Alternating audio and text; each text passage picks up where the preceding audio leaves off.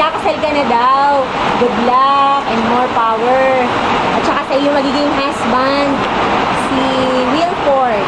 Hilda. Sabi ko, good luck and magkaroon ka ng magandang life as wife ni Wilford. Tatawa ko din. Ano pa ba sasabihin ko?